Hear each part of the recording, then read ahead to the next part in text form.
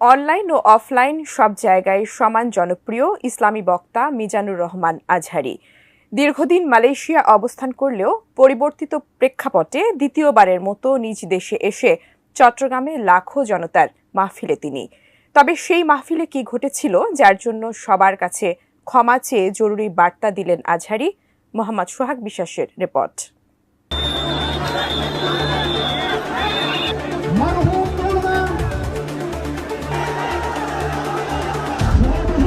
এবছর আমরা প্রোগ্রাম শুরু করছি, সেই প্রোগ্রামে আপনারা জয়েন করেছেন, আপনাদের সবাইকে অন্তরের অন্তঃস্থল থেকে শুভেচ্ছা জানাই। কক্সবাজারের পেকু উপজেলায় ইসলামিক প্রোগ্রামে লাখো জনতার ভিড় ঠেলে স্টেজে উঠতে প্রায় ঘণ্টাখানেক সময় লেগেছিল মাওলানা মিজানুর রহমান আজহারীর।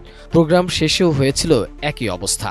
এভাবে চলতে থাকলে হয়তো নিরাপত্তার স্বার্থে তার পক্ষে আর বড় আয়োজনে যোগ দেওয়া সম্ভব না। শনিবার রাতে নিজের ভেরিফাইড ফেসবুক পেজে এক পোস্টে এমনটি জানিয়েছেন মিজানুর রহমান আজহারী। তিনি লিখেছেন, আমি কোরআনের একজন নগণ্য ছাত্র, আপনাদের দ্বীনী ভাই, দয়া করে আমার প্রতি একটু ইহসান করুন।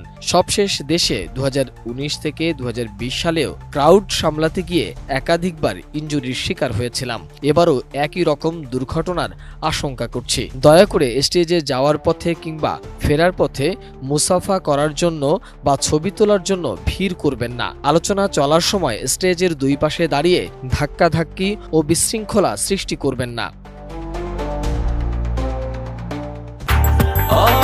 ব্রেকফাস্ট, টিফিন কিংবা স্ন্যাক টাইমে মজাদার আয়োজন মানে all time bread. Mizanur Rahman Azhari আরও লেখেন, প্রতিটি প্রোগ্রামই মূল প্যান্ডেলের বাইরে আলাদা মাঠে একাধিক সুবিশাল এলইডি স্ক্রিন থাকে। আমাকে সরাসরি দেখতে না পেলেও এলইডিতে দেখার সুযোগ থাকছে। আইনশৃঙ্খলা বাহিনীর সঙ্গে অযথা ঝামেলায় জড়াবেন না। সেফ এন্ট্রি এবং সেফ এক্সিট নিশ্চিতকরণে আয়োজকদের সব দিক নির্দেশনা মেনে চলুন। আজহারী লেখেন, অতি আবেগী হয়ে কোরআনের মাহফিলের পরিবেশ নষ্ট করা কাম্য নয়। কোরআন প্রেমীরা স্মার্টলি সবকিছু হ্যান্ডেল করতে পারে। দয়া করে দায়িত্বশীলতার পরিচয় দিন। আপনাদের আন্তরিক সহযোগিতা ছাড়া এত বড় আয়োজনগুলো কোনোভাবেই সফলভাবে সম্পন্ন করা সম্ভব নয়।